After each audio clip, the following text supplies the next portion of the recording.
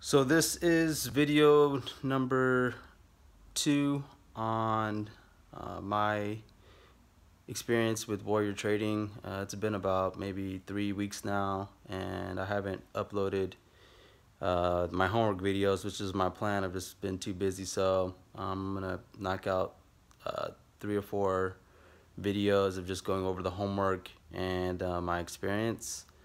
As far as how it's been going, it's been well. I've been really studying it, the information hard. I'm understanding the concepts.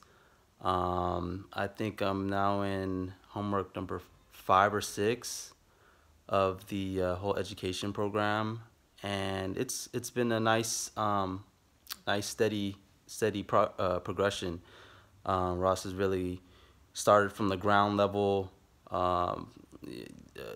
Students start by taking the kind of the starter course where you kind of get accustomed to certain terms and the terminology, just the basics, the ground level.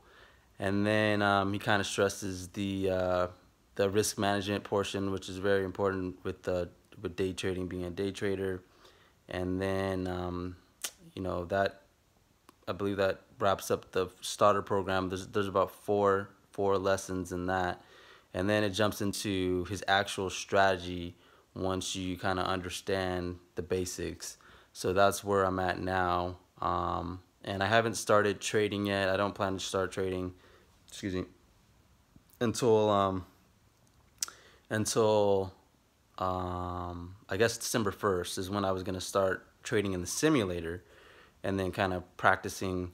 That's part of the education, to kind of get your feet wet and practice what you're actually learning. So in the meantime, I've just been doing the homework, watching the videos. One plan of mine was to watch every YouTube video he's put out, but that's tough as it is. I've watched a lot.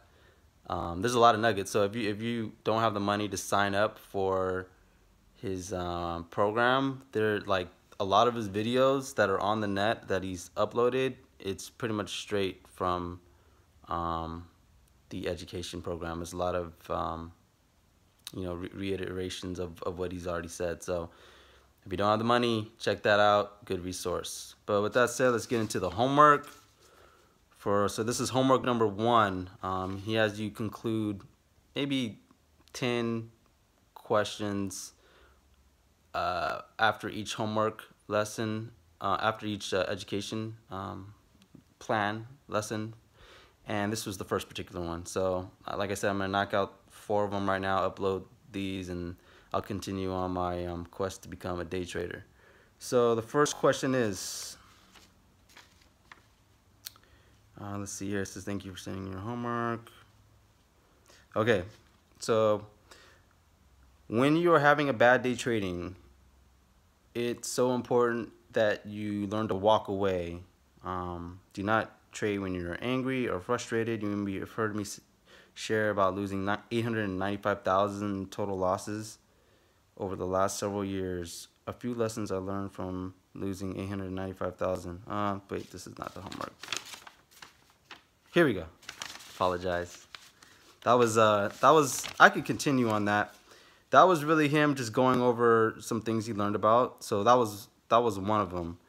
To continue on that, I'll just keep going. Not knowing my max loss, jumping into trades without risk analysis.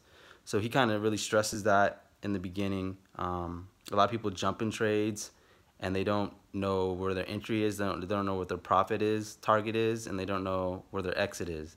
If you don't know any of those, then you don't have a plan, and you're planning to fail. So knowing your max loss, how much you're willing to lose, he kind of, as a general rule, says 10 to 20 cents from whatever your entry is. So that's a good way of keeping your risk analysis, and you could do that by having a mental stop, or there's actual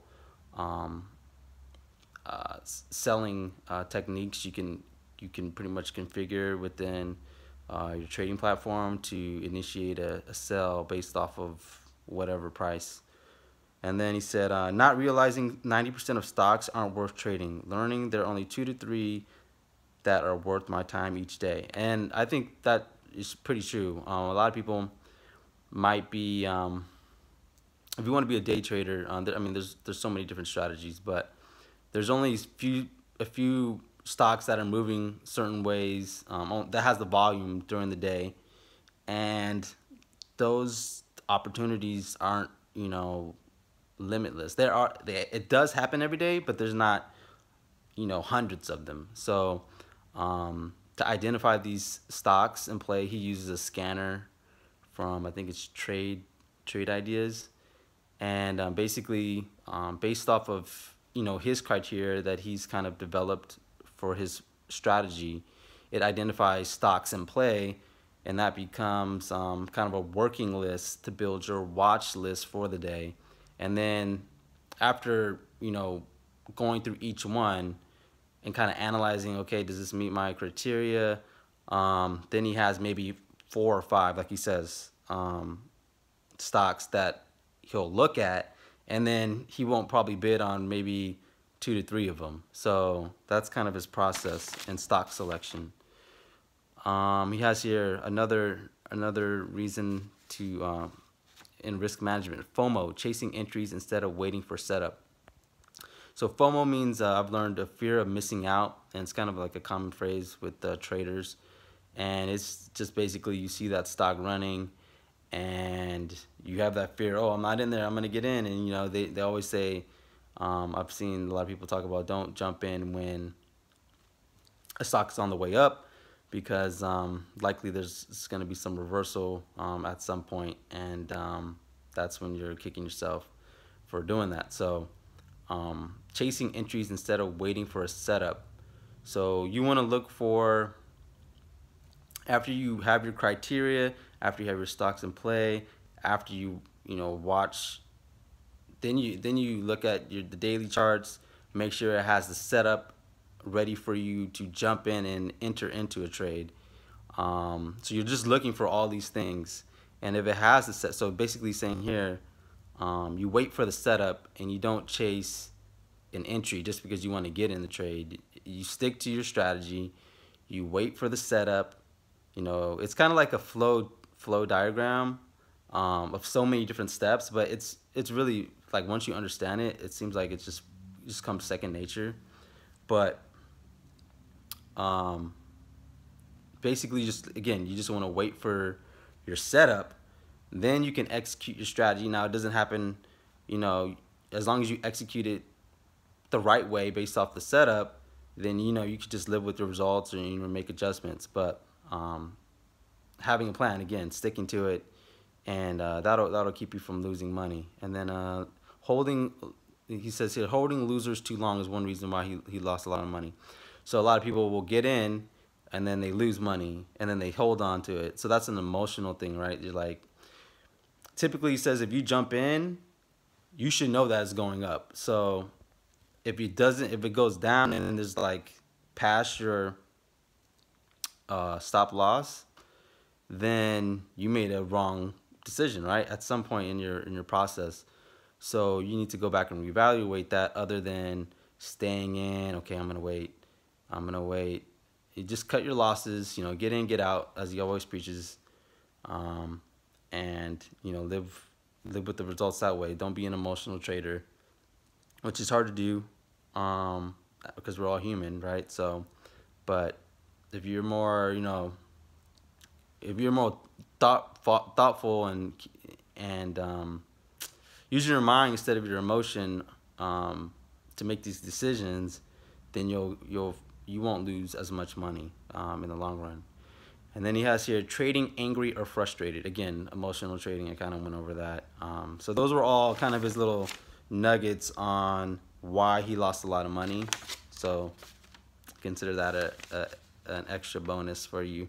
I didn't start on answering the homework questions. So the first homework question, number 1, why do you want to learn to day trade? So basically, I put here, I want total freedom, be my own boss. I kind of went over that in my first video.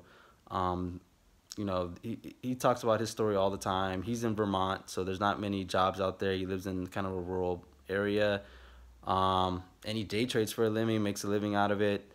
Has no debt, has no debt. all of his expenses are paid for, and he trades maybe, 1 hour a day. And as far as like total preparation, 1 to 2 hours a day, but he's actually trading maybe only 30 minutes out of the day. And then he's only making only, like, again, 2 to 3 trades, and he's making over $1,000 probably a day. He's over, I think, like 100, almost to 200,000 this year, following these simple strategies. So anybody could do this, guys. So I want that total freedom. I mean, I have a nice job as it is. Very, very grateful for it, but I'd love to get into day trading, stock market, cryptocurrencies. That's kind of my focus right now, trying to hone my skills on that. Next question. What are you going to do that is different than 90% of traders who fail? So everything he preaches, even more. So I have here, practice, patience, study, plan, strategy execution, risk management, learning from your mistakes. All of those simple 1 to 2 word answers will make you a better day trader. Practice. So you gotta practice before you play, right? That's how you get good. So you gotta be in the simulator, practicing your strategies. You have to have patience. You gotta wait for the setups, entries. Also, I forgot down here, discipline. You have to have the discipline to execute your strategy. You have to have a plan, and follow with the risk management. Make smart decisions about your trades. Of course, you can't make a lot if you don't risk a lot, but there's certain smart ways to do about, to go about that. You don't want to, the longer your money is in the market, the more you're exposed to risk, right? So you need to make these conscious decisions to, prevent that leakage of money running out of your pockets, because it can happen in an instant. So what are your daily, weekly, and annual profit targets? I don't really have any profit targets. I mean, at the beginning, I just, again, want to, if I execute, what I kind of term like a sound, trading, strategy, or just kind of like a philosophy of just doing what I'm supposed to do, then there is no ceiling to my profits, right? So if I practice patience, study, plan, have a strategy, I execute it, perform risk management, have discipline, then why should I cap myself as far as goals? There won't be any goals. I mean, there'll be just like, of course I'm gonna be living, hopefully to just do this on my own and quit my job one day, but this will kind of be like, I mean, it'll be a journey for sure, but eventually I want to get to a place where I just can do it, just to do it for fun. Next question. What are you going to do when you have a bad day? So when we have bad days, what happens? We become emotional. And then when you become emotional, you do, emotional things, and things you wouldn't do normally if you were in a sound mind. So he kind of talks about walking away, taking a break, putting yourself in trader rehab, which is basically, putting limits on how much money you could trade with, certain stocks, maybe going back into the simulator for a few weeks. Just, it's being emotional will wreck a lot of things in people's lives. So, and it'll blow your money if you're a trader. So you definitely need to leave your emotions at the door. I mean, of course you can rejoice when you win, but when you lose, you can't react in a way that's going to be detrimental to yourself. So number 5, why is reporting your trades important? What method will you use for reporting trade logs? So he uses kind of like a spreadsheet to kind of log everything. And then there's also a website that ties in with whatever platform you're using, and you can upload your results, and then it can give you like statistics, when your best day of trade is, what kind of stocks do you usually trade on. It'll break it all down, and then it tells you your best wins, your best losses.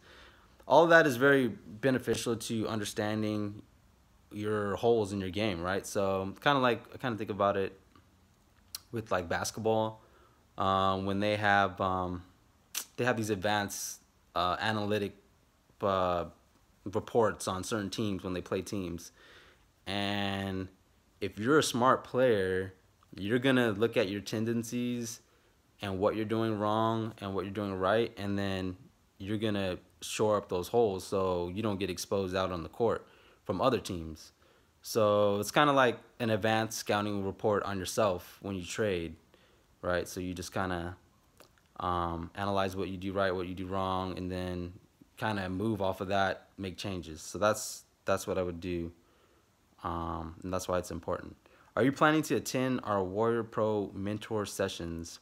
Yeah, that'd be cool to do that. I think trading with the community is definitely beneficial.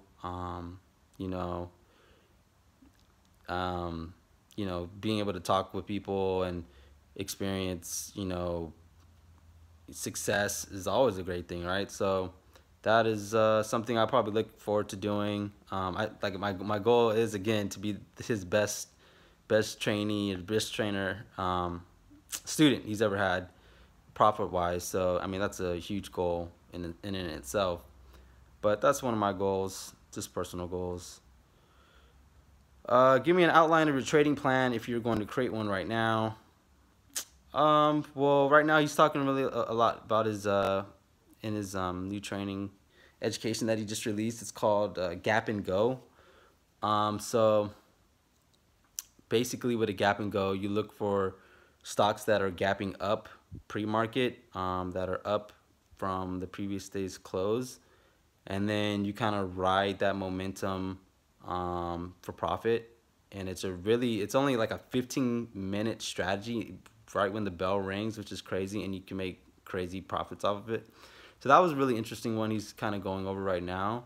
One thing I was kind of looking at was, you know how everyone says to not jump in when it's on the way up, but he always talks about taking the first candle to make a new high on the 5-minute chart on like bull flags, and just riding that momentum up and just waiting for that. But what if you took like you shorted the way down off the pullback, and then when it hit that new 5-minute candle to make a new high, that's when you sell back the short, get those profits, and then ride the momentum up for the rebound. So that was one strategy I thought that'd be interesting to kind of. You have to be really quick with your keyboard to short it and then go down. He doesn't really talk a lot about shorting because he says he's more of a long trader, but I think I don't know the majority of people like to see stocks go up, right? I would think, but I like to zig when other people are zagging, and I just think that more people expect to make money one way if it's going up, but you could also make money going down. So if a kind of general rule, if a stock is on its way down, if you know that, 9 times out of 10, with momentum, a base approach, then why wouldn't you just short the way down, sell that back, and then ride it up on the first candle to make a new high for more profits? I don't know, just a strategy. And then also, I'm really looking into Fibonacci retracement and extension and Elliott waves. Those look very interesting to me, and applying that some way with this momentum. I know it's kind of like a more long-based approach, but I think mixing the two, especially on that first candle to make a new high on the pullback off of a bull flag, you can kind of identify a certain profit area with Fibonacci extension, I think. But I'm still in learning phases. So that would be kind of like my strategy. What time of day are you going to trade? So hopefully I mean, these strategies, a lot of the strategies work for right when the bell rings. So I'm on the West Coast, and so that can make things a little difficult with, you know, going to work, taking kids to school. So the plan is to execute is exactly how he's saying it. So however that works out, I don't know right now, but I hope to be trading in the morning. How many hours a day are you going to be dedicated to studying? I'm studying every day. I'm looking at something every day. As far as hour wise, I usually have a 2 hour drive to work, there and back, total, so 1 hour each way. But I usually listen to the YouTubes on the way there, or his education for that week videos. I'm listening to, I'm reading books. I bought different books. I'm just kind of, like I said, engulfing myself with the information. So 2 to 3 hours a day, probably, on average. What tools or services are you going to subscribe to while you're training? Probably just the virtual trader that he has program. And then, I mean, I don't want to incur any expenses. I'm not going to trade until I graduate, probably early next year. I just want to develop my skills and just start from the ground level, build everything up, practice in the simulator, and then you go into the real deal. The next questions was how long, let's see, how long can you sustain yourself right now if you didn't have any income? I guess this is assuming that I don't have a job, but I have a job, so I'll be good. How are you going to support yourself financially during the 9-day period when you're trading in the simulator? I work again. What size account will you be starting with when you go live? Hope to start with like 5,000. 1 to 5,000 would be great. Do you currently have a live trading account? No. If you've been trading with real money, no. If you've been trading with real money, no, I haven't. When you trade in the simulator, what will you do to make sure you treat it like real money? Just approach it the same way, like it is real money, right? So I'm not gonna do anything dumb. I'm gonna practice how I want to play. So I'm not gonna make these outrageous. I'll probably work as if I have 1 to 5,000 in my account, and then, you know, go about it the right way. Look for the setups, entries, exits, and try to get that profit. So that was the first homework for today. And let me make another video for homework number 2.